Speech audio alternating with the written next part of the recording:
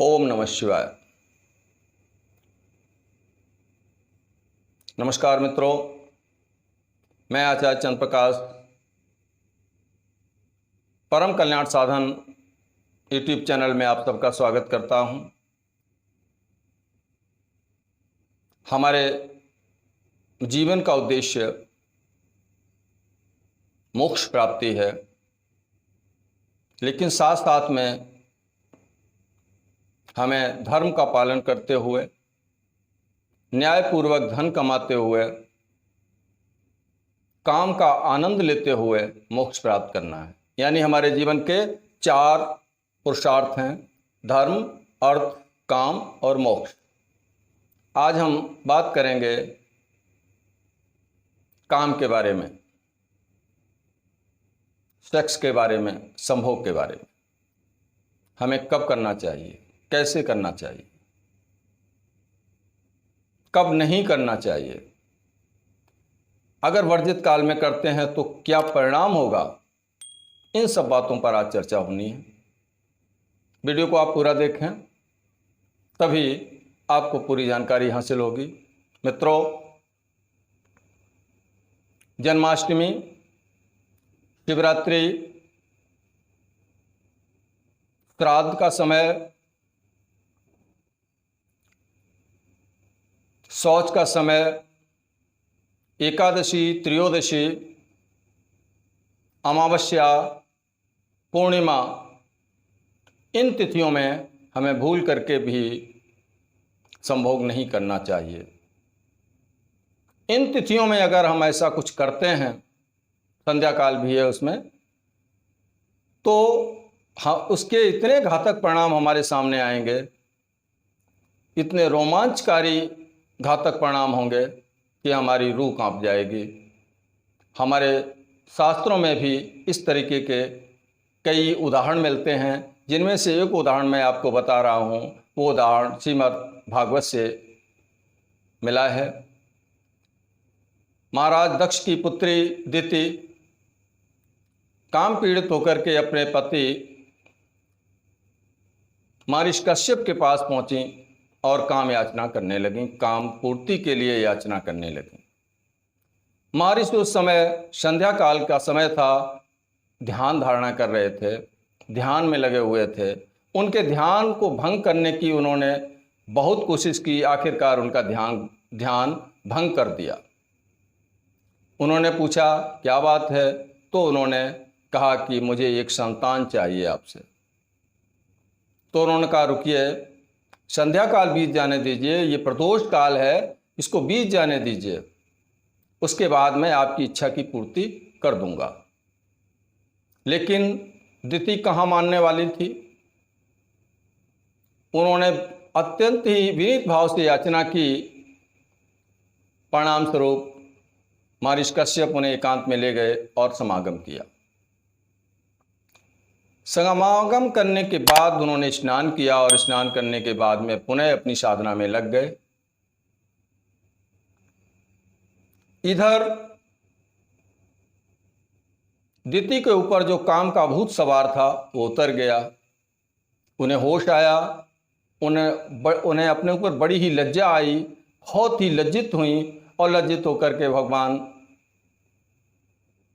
महर्षि कश्यप के पास पहुंची और जाकर के उनसे विनती की कि पतिदेव, मुझसे गलती हो गई, इस अपराध को क्षमा कर दीजिए और मैं भूत पावन भगवान शिव से क्षमा प्रार्थना करती हूँ कि मेरे अपराध को क्षमा करके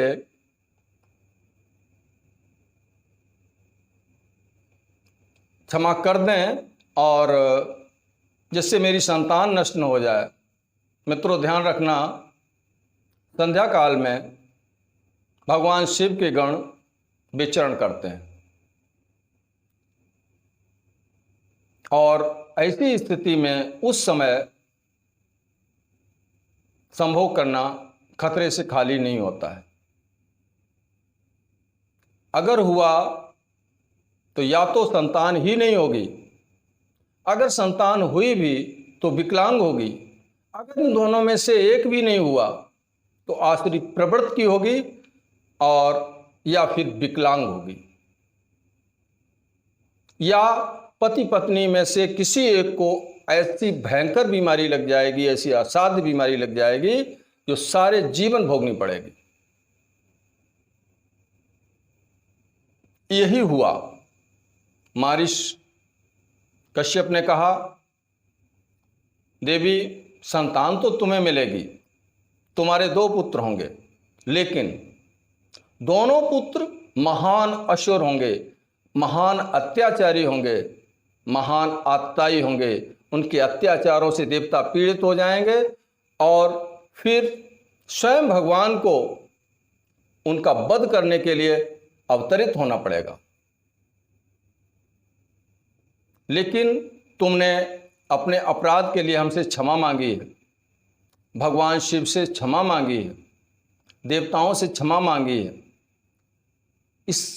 इसलिए तुम्हारे एक पुत्र हिरण्यकश्यप के 4 पुत्रों में से एक पुत्र प्रहलाद होगा, जो भगवान का महान भक्त होगा और तुम्हारी कुल परंपरा चलती रहेगी। उसका यश भगवान के साथ में गाया जाया करेगा। ये कब हुआ? जब उन्हें अपराध बोध हुआ दिति को, और अपराध बोध होने के बाद उन्होंने अपने अपराध के लिए प्रायश्चित किया, क्षमा मांगी। तो मित्रों, ये एक कथानक है।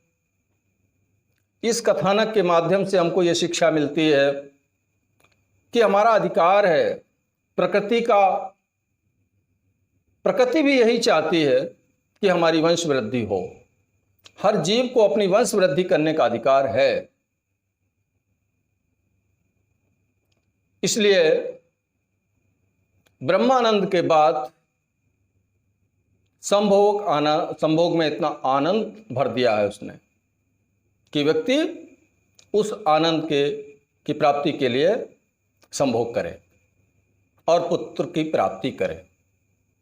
ये प्रकृति भी चाहती है, लेकिन प्रकृति ने एक अनुशासन भी बना रखा है। यदि उस अनुशासन को हमने भंग किया तो उसके परिणाम बड़े ही भयंकर होते हैं। प्रकृति कभी माफ नहीं करती। कोई भी गलती होगी, प्रकृति कभी माफ नहीं करती।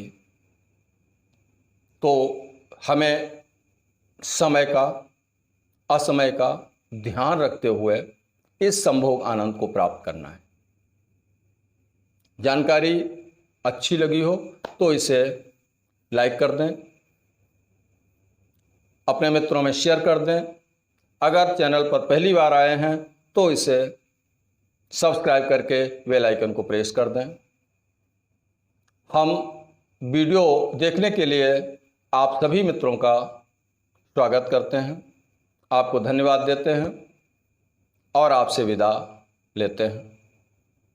ओम नमः शिवाय। नमस्कार।